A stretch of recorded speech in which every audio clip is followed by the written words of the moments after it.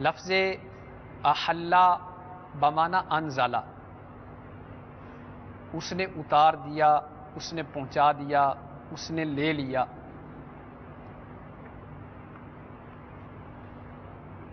اور امت اس سے مراد سرکار دو عالم صلی اللہ تعالی علیہ وآلہ وسلم کی امت ہے۔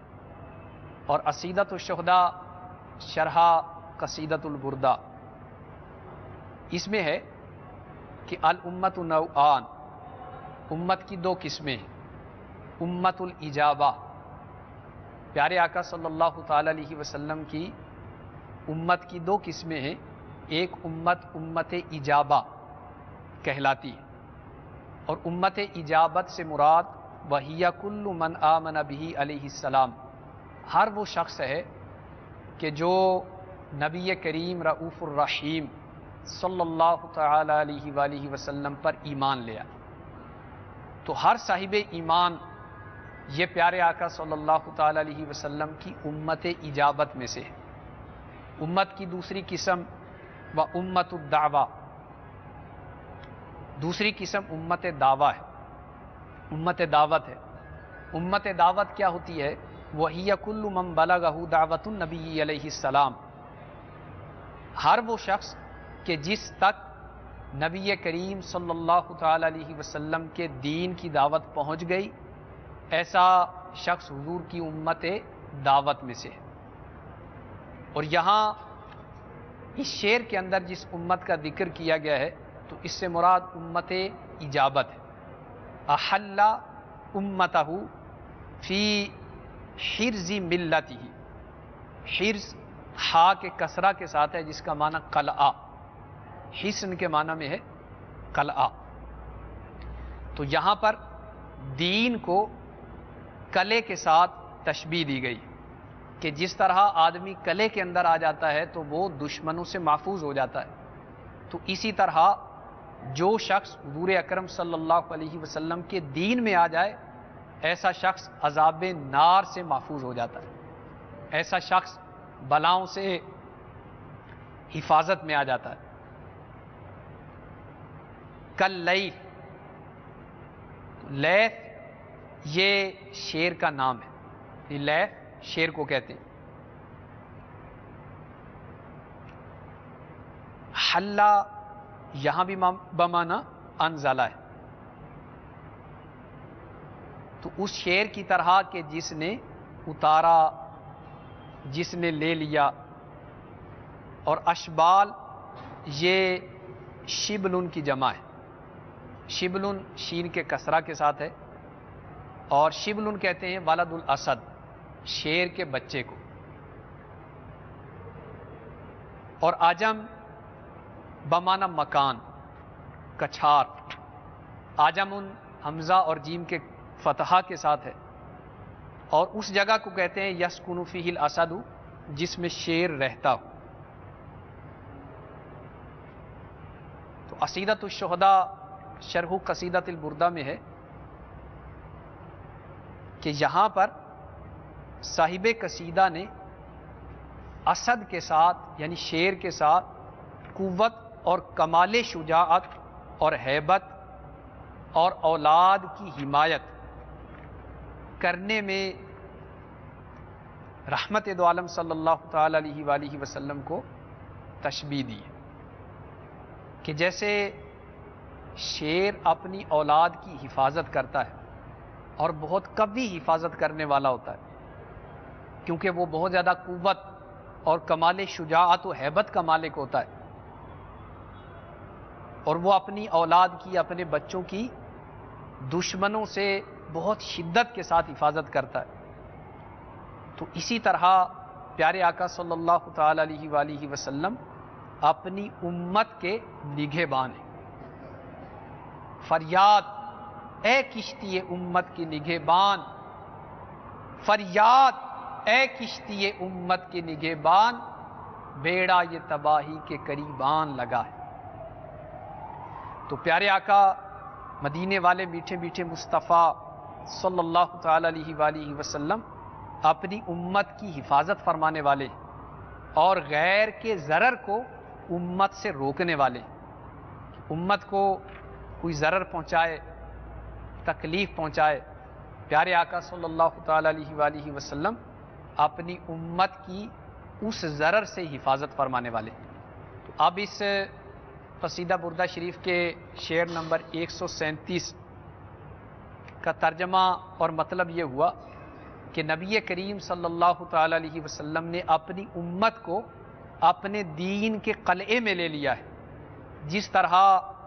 جنگل کا شیر اپنے بچے کو اپنی پناہ میں لے لیتا ہے۔ تو میرے میٹھے میٹھے اور پیارے اسلامی بھائیوں اور مدنی چینل کے ناظرین، ہمارے آقا میٹھے میٹھے مدنی مصطفیٰ صلی اللہ تعالیٰ علیہ وآلہ وسلم اپنی امت سے بے حد محبت کرتے ہیں، اور امت کو کوئی چیز تکلیف پہنچائے پیارے آقا صلی اللہ تعالیٰ علیہ وسلم کو یہ گوارا نہیں ہے۔ ایک روایت میں یہ ہے کہ اگر مکھی یہ تمہارے کھانے میں گر جائے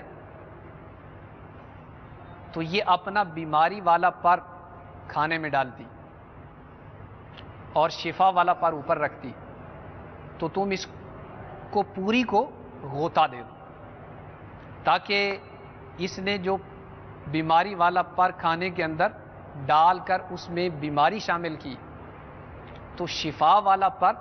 اس میں شامل ہونے سے جو اس کی تکلیف امتی کو پہنچ سکتی ہو اس کا ازالہ ہو۔ تو میرے میٹھے میٹھے اور پیارے اسلامی بھائیوں اور مدنی چینل کے ناظرین، اس روایت پہ غور فرمائیں کہ ہمارے آقا صلی اللہ علیہ وآلہ وسلم ہم پر کس قدر شفیق و مہربان ہے کہ ایک مکھی جیسا معمولی جانور، تو یہ مکھی بھی امتی کو تکلیف دے، پیارے آقا صلی اللہ تعالیٰ علیہ وآلہ وسلم کو یہ گوارا نہیں۔ اللہ اکبر۔ تو مکھی کا تکلیف دینا یہ بھی پیارے آقا صلی اللہ تعالیٰ علیہ وآلہ وسلم کو گوارا نہیں۔ اس قدر میٹھے میٹھے آقا مدینے والے مصطفیٰ صلی اللہ تعالیٰ علیہ وآلہ وسلم اپنی امت سے محبت فرماتے ہیں، اور اس شعر کے حاصل معنی قصیدۃ الشہداء شرح قصیدۃ البردہ میں ہے کہ انزل رسول اللہ صلی اللہ علیہ وسلم المتین امتہ، کہ رسول متین صلی اللہ تعالی علیہ وسلم نے اپنی امت کو اپنے دین کے قلعے میں محفوظ کر لیا ہے۔ کما انزل اللیث اولادہ معہ فی آجامہ للتحسین، کہ جس طرح ایک شیر اپنی اولاد کو، اپنے بچوں کو اپنی کچھار کے اندر حفاظت کے لیے محفوظ کر لیتا ہے، تو کوئی بھی شخص پیارے آقا صلی اللہ تعالی علیہ وآلہ وسلم کی امت پر ظلماً غلبہ نہیں پا سکتا، ولا ینزل علیہم بلیہ، اور امت پر عام آفات نازل نہیں ہو سکتی۔ ہو سکتا ہے کہ کسی کے ذہن میں یہ اعتراض آئے کہ کثیرا ما ترى امتہ یغلب علیہم عدوہم، کہ بہت سارے مواقع ایسے ہیں کہ امت دشمنوں کے ہاتھوں مغلوب ہو جاتی ہے، ان پر بلیات بھی نازل ہوتی ہیں، اتنی زیادہ کہ جن کا کوئی شمار نہیں۔ تو پھر یہ دو شعر، یہ والا اور اس سے پچھلا شعر، یہ کیسے درست ہو سکتے؟ تو صاحب قصیدہ بردہ شریف نے اس شعر میں تو یہ فرمایا ہے کہ امت پر کوئی بلا مصیبت نہیں آ سکتی، کیونکہ اس کو امت کے نگہبان نے اپنی حفاظت میں لے لیا۔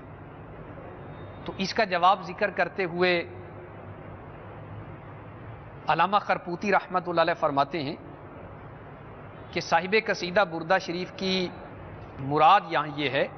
کہ کونہم محفوظین من بلیات الآخرہ، کہ پیارے آقا صلی اللہ تعالی علیہ وآلہ وسلم کے امتی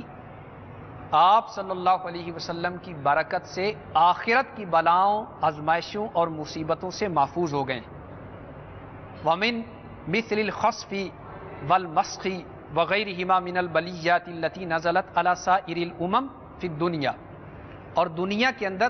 پچھلی تمام امتوں پر اجتماعی طور پر جو عذاب اور آزمائشیں نازل ہوئی، جیسے زمین کے اندر دھنس جانا، شکلوں کا مسخ ہو جانا، اسی طرح کے دیگر عذاب، تو پیارے آقا صلی اللہ تعالی علیہ وآلہ وسلم کی امت بحیثیت مجموعی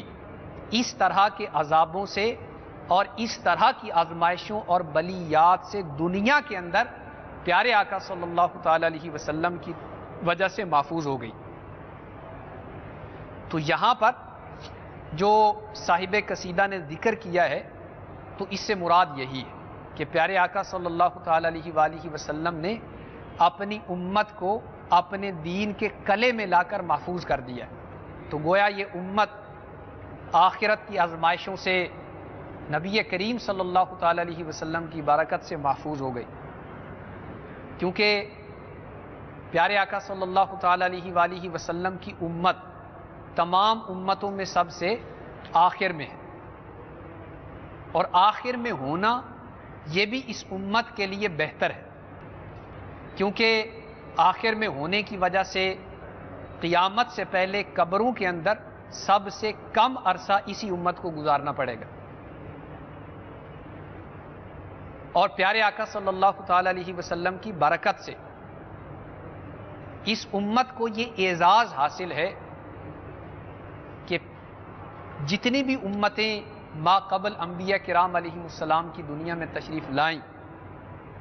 ان میں سے کوئی امت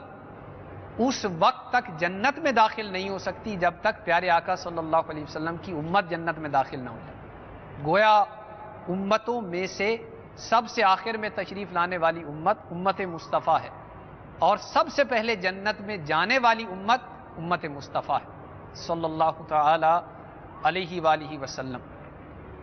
میرے میٹھے میٹھے اور پیارے اسلامی بھائیوں اور مدنی چینل کے ناظرین، امت پر یہ برکتیں، یہ رحمتیں اور امت کے یہ اعزازات کس کی وجہ سے؟ یقیناً یہ ساری برکتیں اس جان جہاں رحمت عالمیاں صلی اللہ تعالی علیہ وآلہ وسلم کی برکت سے۔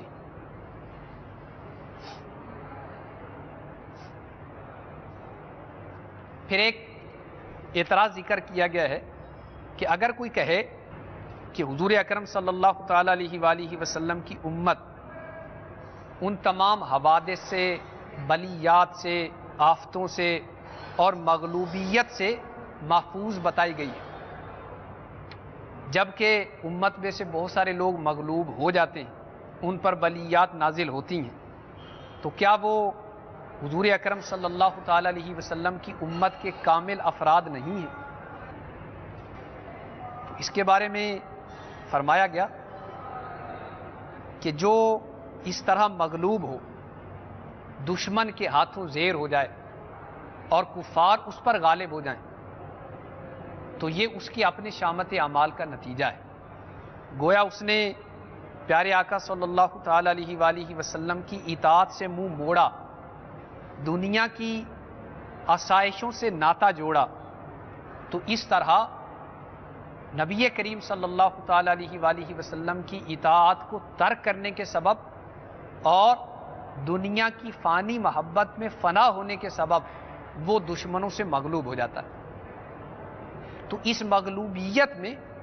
نسبت کا کوئی قصور نہیں، قصور اس شخص کا اپنا ہے کہ اس نے اطاعت کو چھوڑ دیا، اس نے نبی کریم صلی اللہ تعالی علیہ وآلہ وسلم کے طریقوں کو ترک کر دیا، تو گویا فقد خرج عن سبیلہ واعرض عن کونہ امہ، تو گویا اس نے نبی کریم صلی اللہ تعالی علیہ وآلہ وسلم کے طریقوں سے رخ موڑا، پیارے آقا صلی اللہ تعالی علیہ وسلم کی اطاعت سے ناتا توڑا، تو اب بلایا، مغلوبیت، آزمائشیں، طرح طرح کی مصیبتیں اس پر نازل ہوں۔ تو گویا امت میں سے کسی کا مصیبت میں مبتلا ہونا اس کی اپنے شامت اعمال کا نتیجہ ہے۔ پھر علامہ خرقوطی رحمۃ اللہ علیہ فرماتے ہیں کہ اس شعر میں، یعنی قصیدہ بردہ شریف کے شعر نمبر 137 میں اس حدیث قدسی کی طرف اشارہ ہے جس میں اللہ تبارک و تعالیٰ فرماتا ہے لا الہ الا اللہ حصنی، کہ لا الہ الا اللہ یہ میرا قلعہ ہے، ومن دخل حصنی امن عذابی، اور جو میرے اس قلعے میں داخل ہو گیا تو وہ میرے عذاب سے محفوظ ہو گئے۔ صلو علی الحبیب صلی اللہ تعالی علی محمد صلی اللہ تعالی علیہ وآلہ وسلم۔ میرے میٹھے میٹھے اور پیارے اسلامی بھائیوں اور مدنی چینل کے ناظرین، اس سے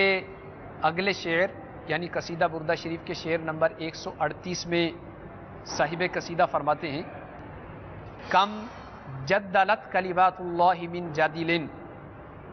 فیہ وکم خصم البرہان من خاصمی۔ قصیدہ بردہ شریف کے شعر نمبر 138 کے مصرع اول اور مصرع ثانی کے آخر میں من جادل من خاصمی یہ الفاظ صاحب قصیدہ نے ذکر کیے، تو ان میں من زائدہ ہے، جیسے کہ کہا جاتا ہے قد کان من مطرین،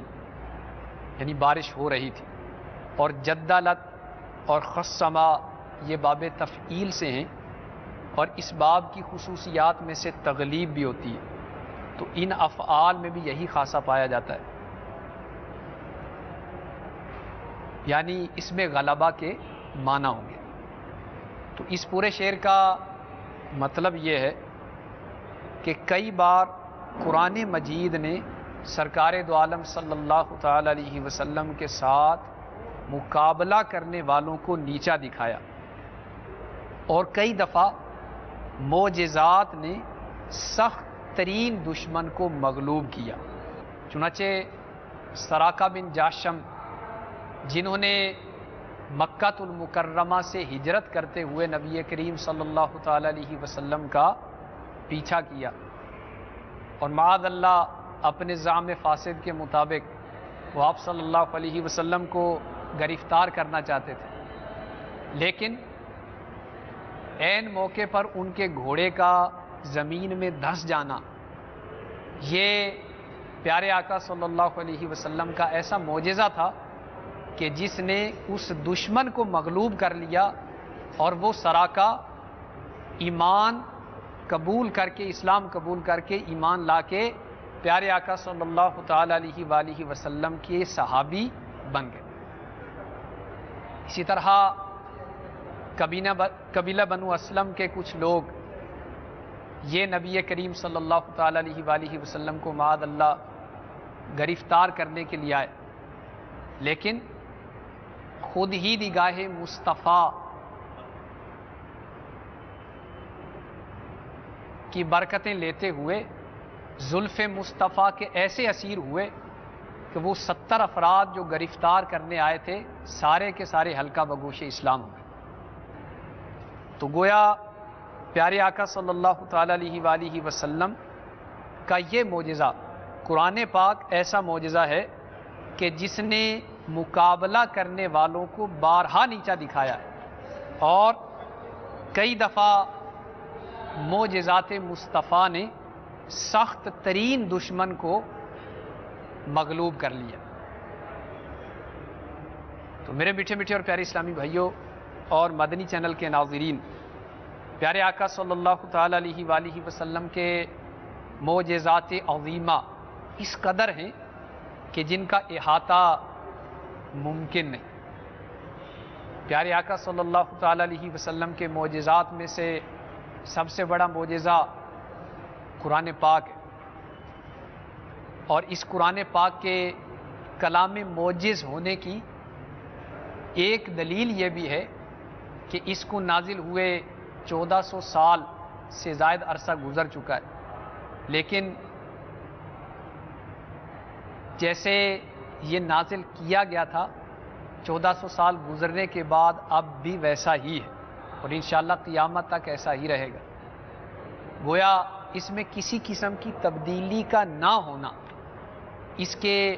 کسی ایک زیر زبر پیش کا بھی تبدیل نہ ہونا، اس کے ایک نقطے کا بھی تبدیل نہ ہونا، اس کے کلام معجز ہونے کی بین دلیل ہے۔ اور پھر پچھلے انبیاء کرام علیہ السلام کی پر نازل ہونے والی کتابیں صرف انبیاء کرام علیہ السلام ہی کو یاد ہوتی تھی، جبکہ قرآن کریم کے کلام معجز ہونے کی ایک دلیل یہ بھی کہ پیارے آقا صلی اللہ تعالی علیہ وآلہ وسلم کے امت کے افراد کو بھی قرآن پاک یاد ہے، کئی ایسے الفاظ ہیں کہ جو بغیر کسی اٹک کے، بغیر کسی روک کے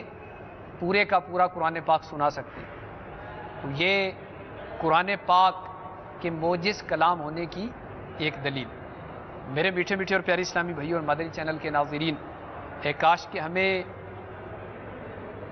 قرآن پاک کی تعلیمات پر عمل کرنے کی سعادت مل جائے.